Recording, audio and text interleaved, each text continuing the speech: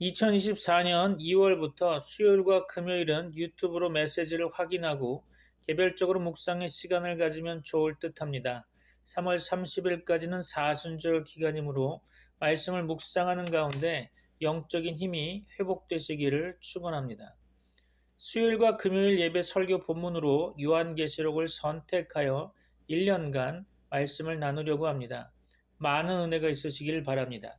오늘은 3월 8일 금요일 여섯 번째로 요한계시록 2장 1절로 7절 말씀 본문으로 정했습니다.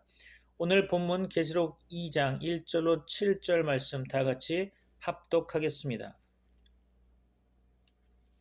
에베소 교회 사제에게 편지하라. 오른손에 있는 일곱 뼈를 붙잡고 일곱 금촛대 사이를 거니시는 이가 이르시되 내가 네 행위와 수고와 네 인내를 알고 또 악한 자들을 용납하지 아니한 것과 자칭 사도라 하되 아닌 자들을 시험하여 그의 거짓된 것을 네가 드러낸 것과 또 네가 참고 내 이름을 위하여 견디고 게으르지 아니한 것을 아노라.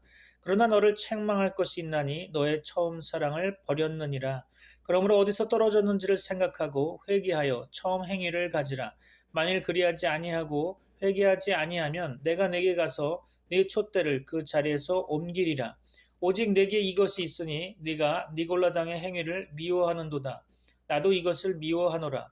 귀 있는 자는 성령이 교회들에게 하시는 말씀을 들을지어다. 이기는 그에게는 내가 하나님의 낙원에 있는 생명나무의 열매를 주어 먹게 하리라. 아멘.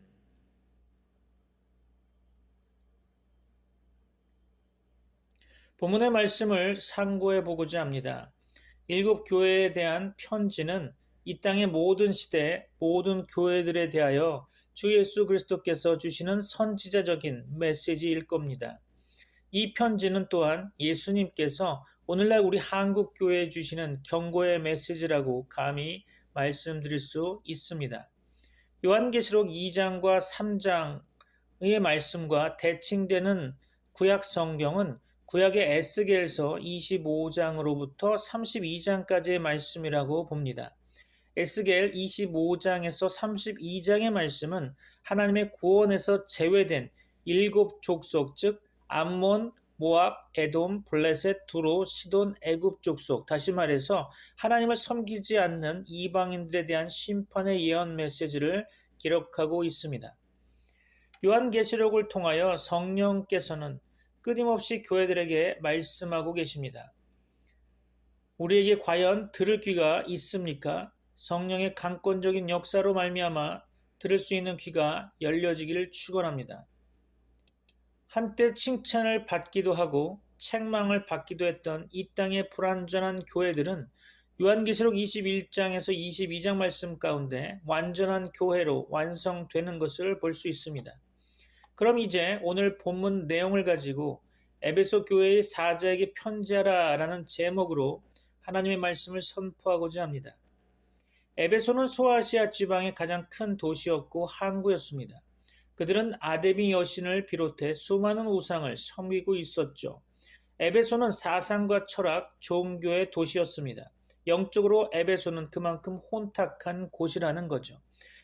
에베소를 떠날 때 바울은 에베소 교회의 장로들에게 이렇게 경고하면서 성도들을 보살필 것을 부탁했습니다. 사도행전 20장 29절로 32절이죠. 내가 떠난 후에 사나운 이리가 여러분에게 들어와서 그 양떼를 아끼지 아니하며 또한 여러분 중에서도 제자들을 끌어 자기를 따르게 하려고 어그러진 말을 하는 사람들이 일어날 줄을 내가 아노라. 그러므로 여러분이 일깨어 내가 3년이나 밤낮 쉬지 않고 눈물로 각 사람을 훈계하던 것을 기억하라.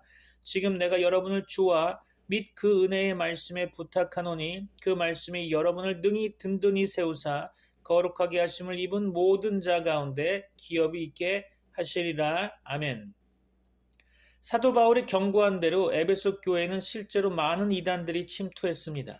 에베소 교회는 이런 이단들을 잘 분별하고 진리를 수호하기 위해 분투했죠. 본문 2절 말씀입니다. 내가 네 행위와 수고와 내 인내를 알고 또 악한 자들을 용납하지 아니한 것과 자칭 사도라 하되 아닌 자들을 시험하여 그의 거짓된 것을 네가 드러낸 것과 3절 이어서 봅니다. 또 네가 참고 내 이름을 위하여 견디고 게으르지 아니한 것을 아노라. 6절 볼까요? 오직 내게 이것이 있으니 네가 니골라당의 행위를 미워하는도다. 나도 이것을 미워하노라. 일부 학자들은 이 니골라가 초대교회 7집사 중 한 명이었던 니골라였을 것이라고 추측하고 있습니다. 그 진위 여부가 중요하지 않습니다. 중요하지 않은 것에 집착이 없기를 바랍니다. 여기서 니골라당의 교훈은 발람의 교훈과 같이 하나님의 백성을 음행하게 하는 것, 곧 무율법주의의 이단 사상과 우상 숭배의 죄였다는 거죠. 니골라의 원어적 이름의 의미는 백성을 이기는 자라는 뜻이고요. 발람의 의미는 백성을 삼키는 자라는 뜻입니다. 버가모 교회에도 이런 이단들이 있었죠. 니골라는 교회 안에 파당을 만들어 성도들을 미혹하며 우상을 숭배하게 했습니다. 본문 4절 말씀에서 너의 처음 사랑을 버렸느니라. 에베소 교회는 진리를 수호했으나 그 과정에서 처음 사랑을 잃어버렸던 것입니다. 에베소 교회는 원래 복음의 말씀을 사모하고 갈망할 뿐 아니라 그 말씀을 사랑으로 행한 교회였습니다. 에베소서 1장 15절 말씀 볼까요? 이로 말미암아 주 예수 안에서 너희 믿음과 모든 성도를 향한 사랑을 나도 듣고, 그렇죠. 바울의 에베소를 떠날 때에도 그들은 뜨거운 사랑으로 바울을 전송했죠. 에베소 교회는 사도 바울이 3년이나 밤낮 쉬지 않고 눈물로 가르쳤던 교회였습니다. 에베소 교회는 프리스길라와 아굴라, 디모데, 아볼로 같은 훌륭한 초대교회 지도자들이 목회했던 교회였죠. 예수님의 어머니 마리아도 에베소 교회에서 임종을 맞이했다고 합니다. 요한계시록을 쓰고 있는 사도 요한도 반모섬에 유배되기 직전까지 에베소 교회에서 목회했었던 거죠. 사랑의 사도 요한이 가르쳤던 교회가 사랑을 잃어버리다니 참 아이러니하죠. 이것이 사도 요한에게는 얼마나 큰 충격이었을까요? 에베소 교회는 당시 초대교회의 중심에 서 있던 교회였습니다. 다시 신약 성경 가운데 교회의 중심 사항을 정리하면 초기 예루살렘 교회가 교회의 중심으로 자리매김되어 있었죠. 그러나 스데반 집사의 순교로 말미암아 흩어진 무리들이 안디옥으로 모였습니다. 그 교회에서 바울과 바나바를 선교사로 임명하고 선교가 시작된 거죠. 그리고 그 이방인들을 위한 교회 중심으로 에베소 교회가 세워지고 마지막으로 로마 교회로 이어지게 됩니다. 바울의 에베소 교회를 떠난 시기는 약 주후 55년경이었고 요한계시록이 쓰여진 때는 주후 95년경이었습니다. 무려 40년 동안 바울의 부탁을 지켜 흉악한 이리들을 막고 진리를 수호했던 훌륭한 교회가, 그렇게도 탁월한 목회자들이 있었던 그 교회가 시간이 지나면서 처음 사랑을 잃어버리게 되었다는 것입니다. 사랑으로 하지 않는 모든 것은 다 죄일 뿐입니다. 복음의 진리 수호도 사랑으로 해야 하는 것이죠. 사랑장으로 잘 알려진 고린도전서 13장을 참고해 주시기 바랍니다. 사랑은 은사가 아닙니다. 사랑은 성도의 소중한 영적 품성인 거죠. 이에 대하여 고린도전서 13장은 강조하고 있습니다. 그러므로 오늘 본문의 말씀 5절 말씀에 그러므로 어디서 떨어졌는지를 생각하고 회개하여 처음 행위를 가지라. 만일 그리하지 아니하고 회개하지 아니하면 내가 네게 가서 네 촛대를 그 자리에서 옮기리라. 그렇죠? 에베소 교회에게는 칭찬받을 만한 많은 행위들이 있었죠. 그러나 그들에게 처음 사랑, 처음 행위는 없었던 것입니다. 교회의 촛대가 옮겨진다고 합니다. 이 얼마나 두려운 일입니까? 예수님이 교회로 인정하지 않는다는 것이 아니겠습니까? 에베소 교회에 말씀하시는 주님은 오른손에 있는 7뼈를 붙잡고 7 금촛대 사이를 거니시는 이라고, 곧 교회의 머리가 되셔서 교회를 붙들고 계신 그리스도라고 소개하셨습니다. 7절 말씀에 귀 있는 자는 성령이 교회들에게 하시는 말씀을 들을지어다. 아멘. 오늘 우리에게 성령의 말씀을 들을 귀가 있습니까?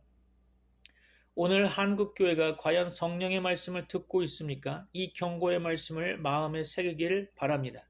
이기는 그에게는 내가 하나님의 낙원에 있는 생명나무 열매를 주어 먹게 하리라. 아멘. 잠언은 생명나무와 지혜를 동일시하고 있습니다. 그리고 지혜는 곧 그리스도 예수이시죠.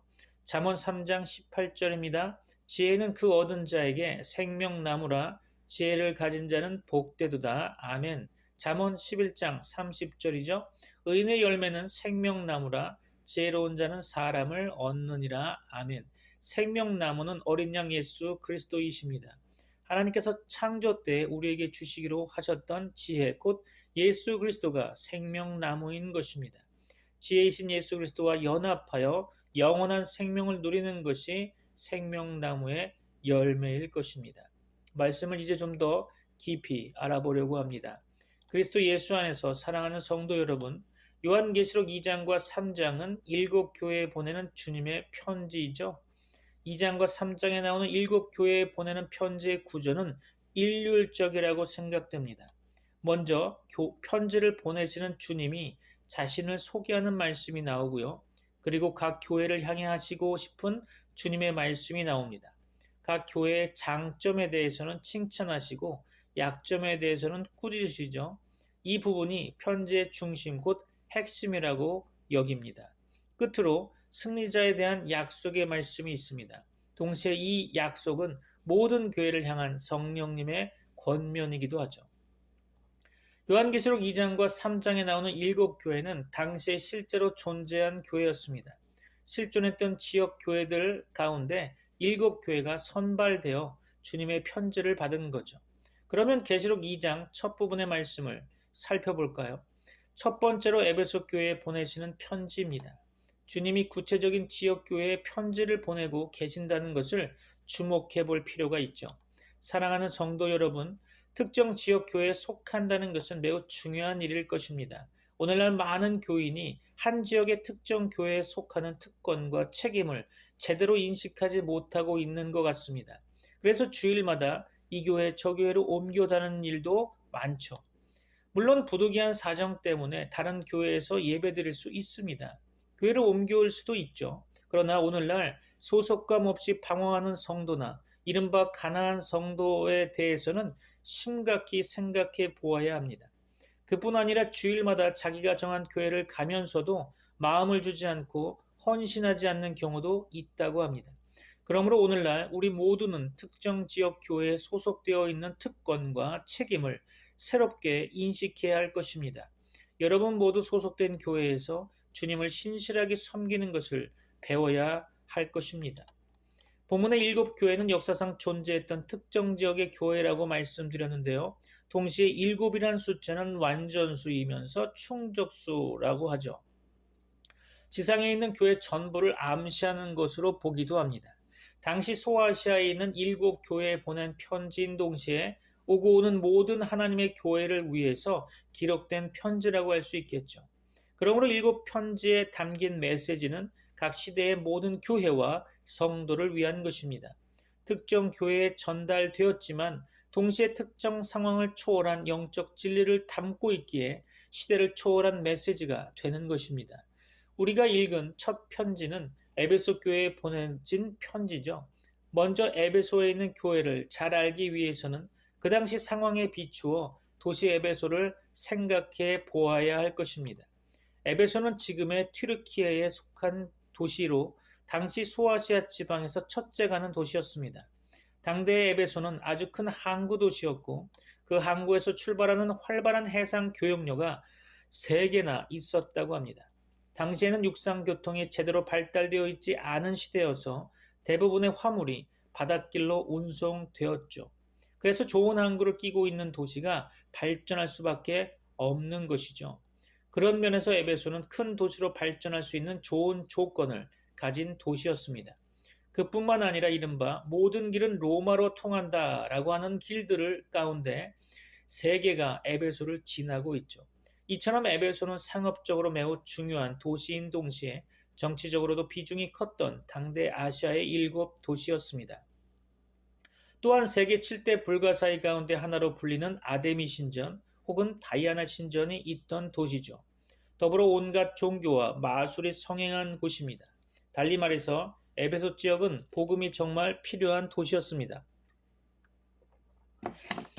미신이 판을 치고 부적 장사가 한몫을 하는 도시였죠.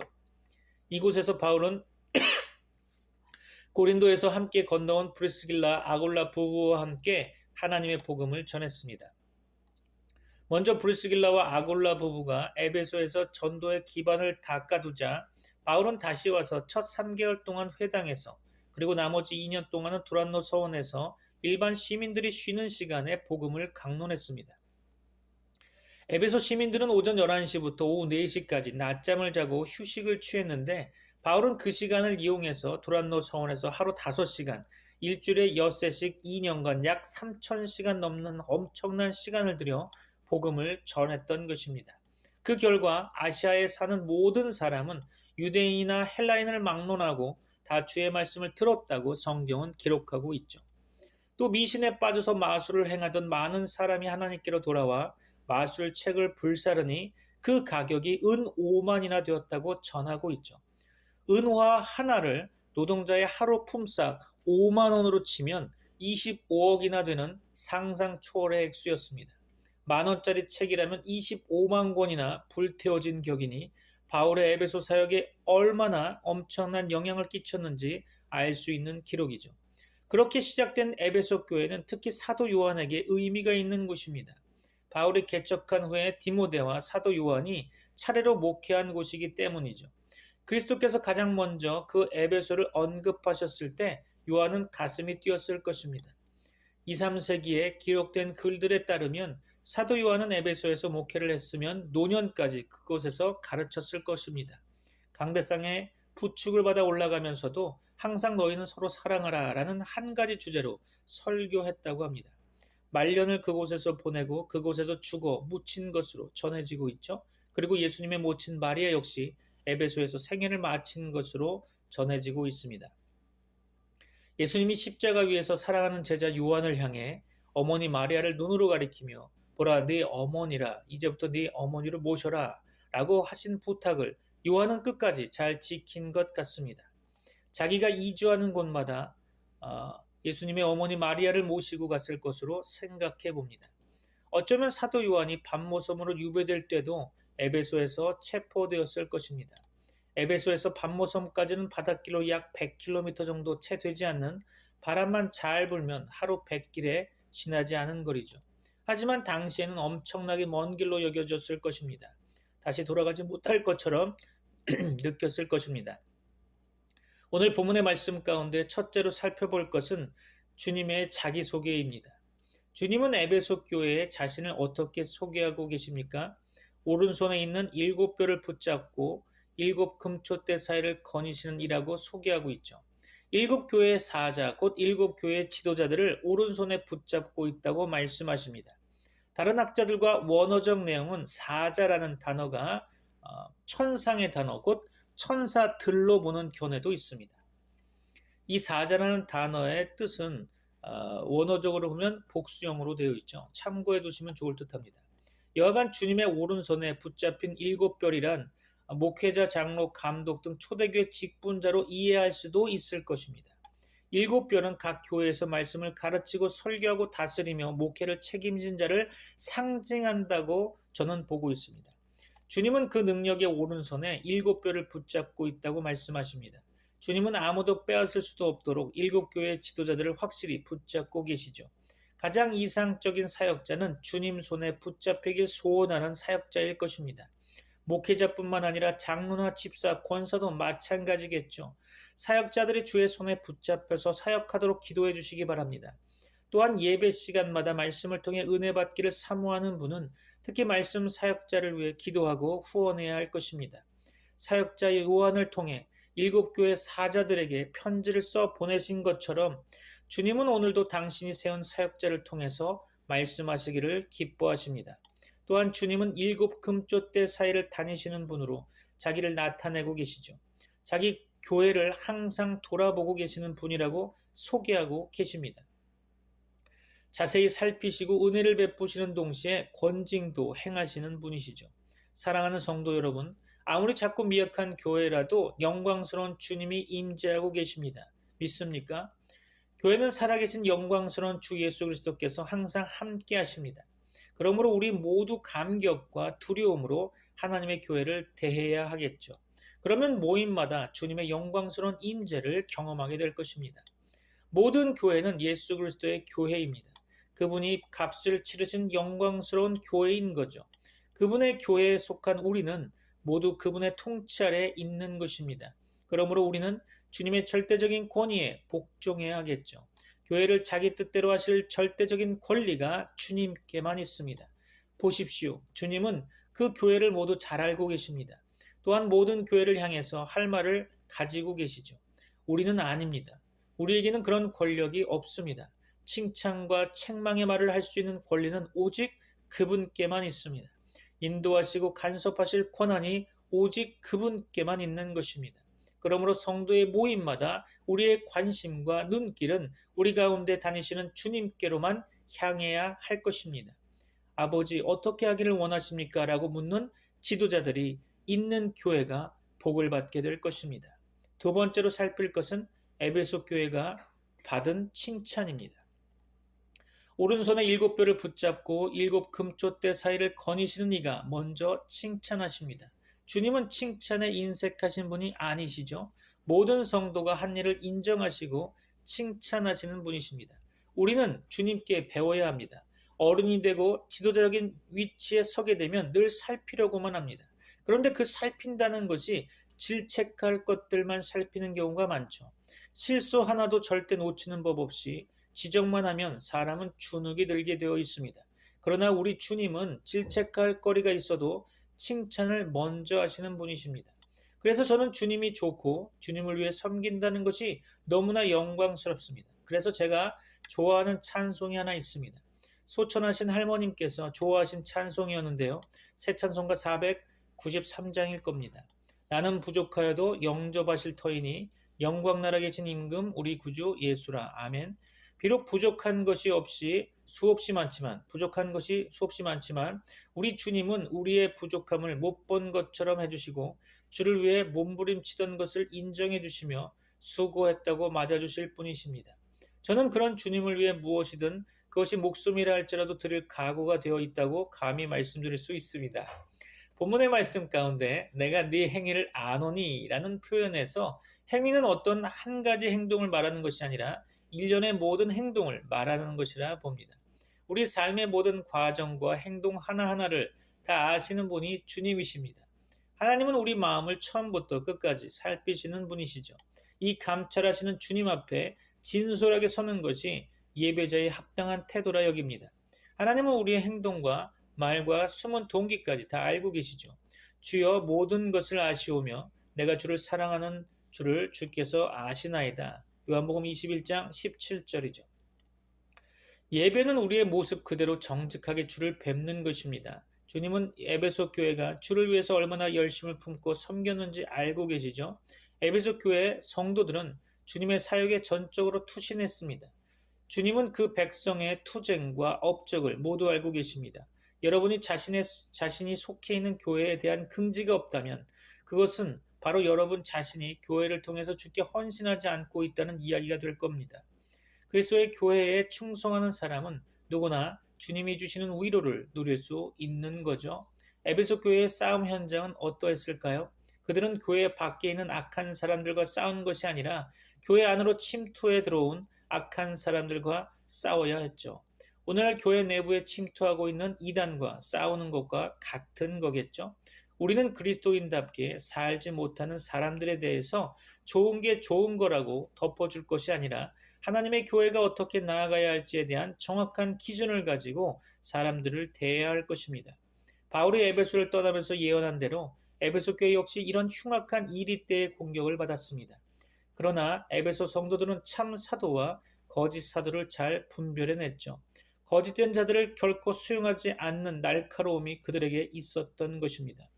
다른 복음을 전하는 거짓 사도들의 정체를 폭로하고 순결한 신앙을 위해서 그 나름대로 대가를 치른 교회였죠. 시대마다 교회는 거짓 주장을 하는 무리에게 시달림을 받아왔습니다. 때로는 임박한 재림 날짜로 성도를 미혹하는 무리가 등장하기도 했고, 때로는 부부 생활을 하면 하나님께 합당하지 못하다며 가정을 파괴하려 드는 무리가 나타나기도 했습니다. 시대마다 교회는 이런 거짓된 가르침에 시달려왔죠. 본문은 에베소 교회를 괴롭히는 악한 자들을 니골라당이라고 말하고 있습니다. 이 자들은 어떤 사람들일까요?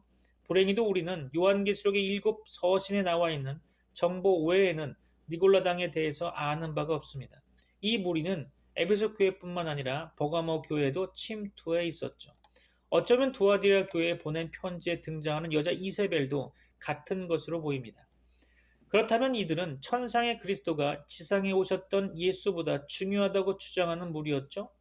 기록된 사도들의 전승에 따라 성령의 현실적 영감과 음성이 성경보다 우위에 있다고 생각하는 사람들이라고 봅니다. 물질은 악하고 정신만 선하다고 보기에 두 가지의 극단적인 금욕주의를 초래한 무리들이죠. 육신적인 삶을 경멸하고 가족을 파괴하는 무리가 그중 하나일 것입니다. 다른 극단은 그리스도인의 자유를 주장해서 무슨 짓을 해도 그리스도인은 죄를 짓는 것이 아니라는 주장을 하면서 자기 욕망에 따라 사는 부류일 것입니다. 결국 니골라당의 행위는 성도들의 삶을 음란에 빠지게 한 거죠. 2세기경에 가서는 이들을 추종하는 무리가 재물뿐만 아니라 아내까지 공유하는 형태의 공동체를 이루었다는 기록이 있습니다. 에베소 교회는 이런 이단의 가르침에 귀 기울이기를 허용하지 않았던 거죠. 이단의 무리를 조금도 용납하지 않은 일로 칭찬받을 만한 교회였습니다. 진리의 기둥과 터라고 하는 교회의 모습을 잘 나타내 보였습니다. 성의 자유와 육체적인 쾌락을 주장하는 이들을 용납하지 않았던 거죠. 그리하여 바른 교리와 바른 삶을 사수한 교회로 칭찬받은 거죠. 그리스도의 이름을 위한 일에는 끝까지 버티고 게으르지 아니했던 교회였습니다. 그들 자신을 위한 일이었다면 아마 중간에 포기했을지도 모르겠죠. 그러나 그들은 싸움과 시련이 주를 위한 것임을 알았기에 포기하지 않았던 것입니다. 사도적 전통을 따라 주를 위해서 고난받는 것을 오히려 영광으로 알고 견디어온 자들이죠.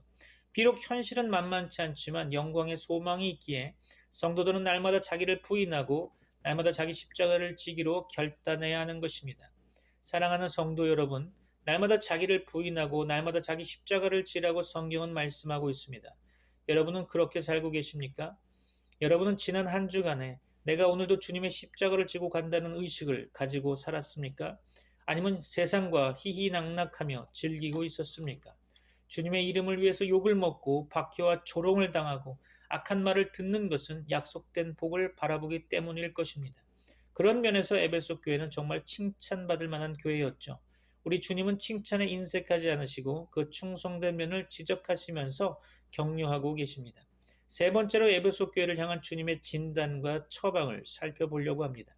에베소 교회는 완벽한 교회가 아니었죠. 주님의 평가를 함께 보겠습니다. 본문 2장 4절로 5절이죠. 그러나 너를 책망할 것이 있나니 너의 처음 사랑을 버렸느니라. 그러므로 어디서 떨어졌는지를 생각하고 회개하여 처음 행위를 가지라. 만일 그리하지 아니하고 회개하지 아니하면 내가 내게 가서 내 촛대를 그 자리에서 옮기리라. 아멘.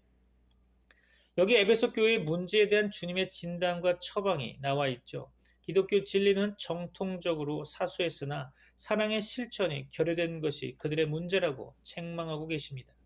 거짓 사도들과의 싸움은 완벽하게 치러냈지만 성도 상호 간의 사랑은 상실되었다는 것이 그들의 심각한 문제였죠. 너희가 서로 사랑하면 내 제자가 되리라. 요한복음 13장 35절에 주님은 말씀하십니다. 이 말씀에 비추어 보면 그들은 지금 그리스도의 제자된 그 근거 자체를 상실하는 자리에 있다는 거죠. 사랑을 희생시키고 소호한 정통교리는 완전한 것이 아닙니다. 사랑이 없는 기독교는 왜곡된 신앙이기 때문에 그런 거죠.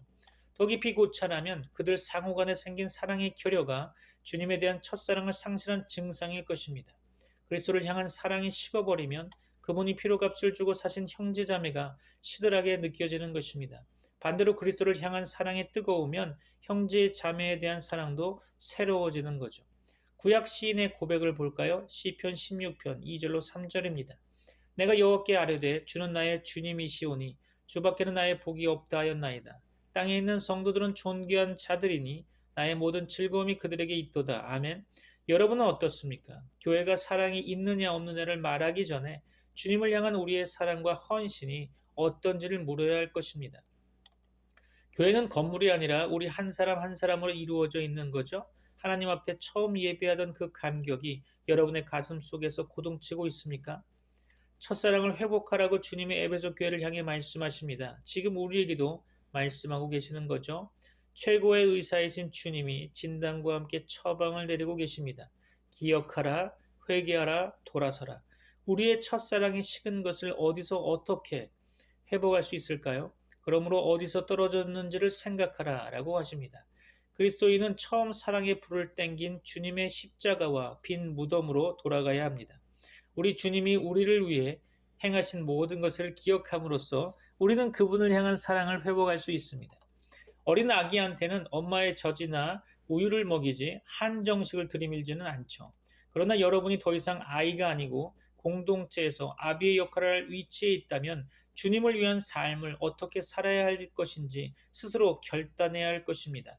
사랑은 지속적인 만남을 통해서만 유지될 수 있죠. 날마다 주님을 만나십시오. 매일 그분의 말씀을 대하고 기도하십시오. 성경을 읽고 기도하는 일을 다시 시작해 보십시오. 그 음성을 듣고 그분에게 여러분의 목소리를 아뢰십시오. 사랑하는 사이에는 듣고 말하는 것이 반드시 필요합니다. 에이, 보기도 싫다라고 말한다면 사랑하는 게 아닌 거죠. 사랑한다면 못 보면 보고 싶고 보고 있어도 아쉬워하는 것 아니겠습니까? 매일 예배하는 그 심적 분위기를 유지하기 바랍니다. 그분을 만나는 일은 어떤 값을 치르더라도 지켜야 하는 거죠. 우리는 별것 아닌 약속에도 목숨이 달린 것처럼 엑셀을 밟으며 달려갑니다. 그러나 진실을 말하면 그것은 우리의 삶에서 별로 중요하게 여기지 않는 것 같습니다. 우리가 마지막 숨을 몰아쉴 때 정말로 만나고 싶은 사람이 그 사람이라면 당연히 가야 하는 거죠.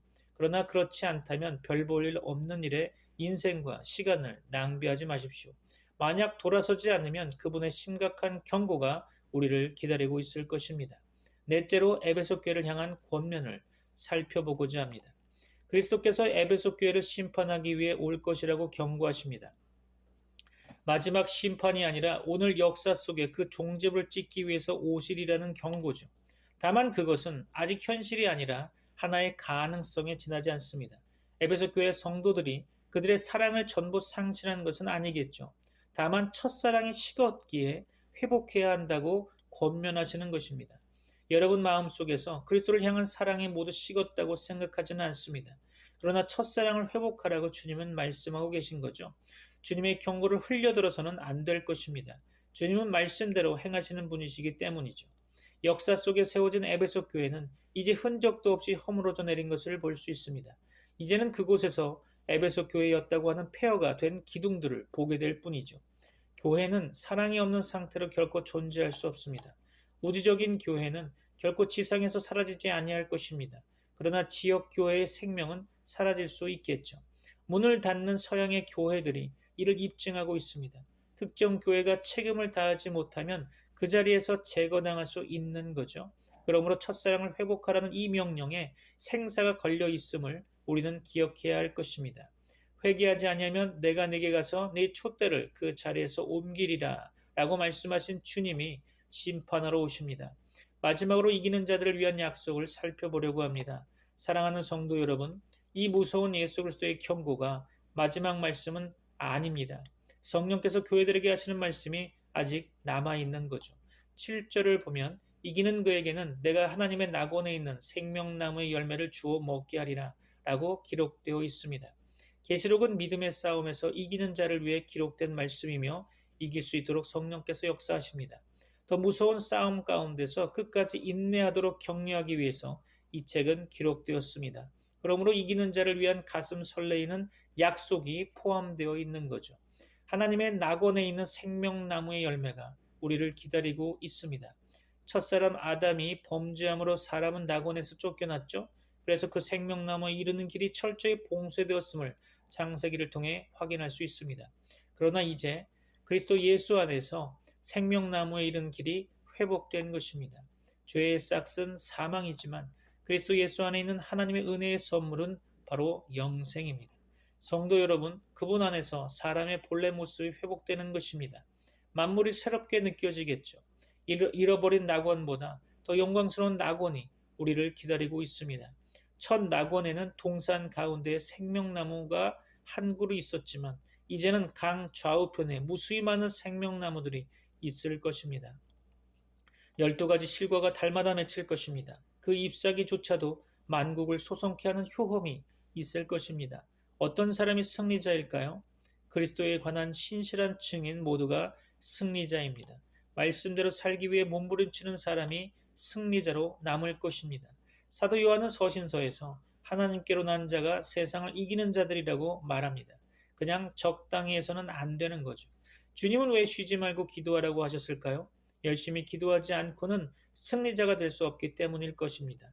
기도하지 않아도 성도의 자리는 유지할 수 있죠. 아무도 시비 걸지 않습니다. 성도답게 살지 못하는 사람을 격리해야 한다고 말하면 교회가 사랑이 있어야지라며 오히려 벌떼처럼 그 사람을 옹호할지도 모릅니다. 그러나 교회의 사랑은 그런 것이 아닙니다. 교회의 사랑은 아무나 받아들이는 사랑이 아니라 우리의 자질을 유지하는 사람들에게 베풀어지는 사랑인 것입니다. 교회에서 장로라고 건설하고 집사라고 하는 사람들이 세상 사람들에게 손가락질을 받는 삶을 사는데 그런 사람을 우리 가운데 포용하는 것이 사랑이라고 함부로 말하지 마십시오. 승리자가 되기 위해선 쉬지 말고 기도해야 할 것입니다. 우리가 세상을 이기는 것은 우리 안에 있는 예수의 보혈을 믿는 믿음 때문입니다. 아니 그리스도께서 이미 승리하셨다는 것을 믿는 그 믿음 때문에 우리는 그 승리에 동참할 수 있는 것입니다. 성도 여러분, 그날에 우리는 승리자로 설 것입니다. 세상은 심지어 우리를 죽이기까지 할 수 있습니다. 그러나 세상은 결코 우리를 패배자로 만들 수는 없습니다. 이미 그리스도께서 십자가에서 승리하셨기 때문에 그 보혈을 믿는 우리 모두는 한낱 그 승리에 동참할 것입니다. 아담이 쫓겨난 낙원보다 더 영화로운 하늘 낙원에서 영광 중에 주님을 영원 찬양하게 될 것입니다. 그날은 우리가 부르던 모든 찬송이 마음속에서 샘솟을 것입니다. 세상을 살면서 의에 목말라 하던 모든 자가 그날에는 값없이 생명수를 마시게 될 것입니다. 첫사랑 속에서 끝까지 주님을 섬기던 모든 자에게 생명나무의 과실이 풍성히 주어지게 될 것입니다. 이기는 그에게는 내가 하나님의 낙원에 있는 생명나무의 열매를 주어 먹게 하리라. 아멘. 여러분에게 하나님의 은혜와 복이 충만하시기를 축원합니다. 기도하겠습니다. 이제는 우리 주 예수 그리스도의 은혜와 하나님의 사랑과 성령님의 교통하심이 트리니티 미라클 교회 모든 권속들과 세계 교회 위에 이제부터 영원까지 함께 있을지어다. 아멘.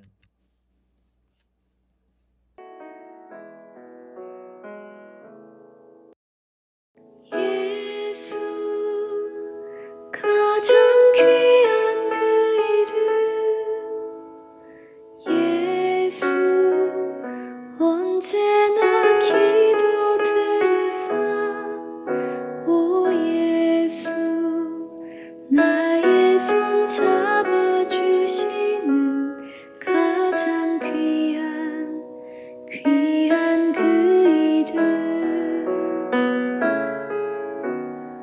예수 찬양하기 원하네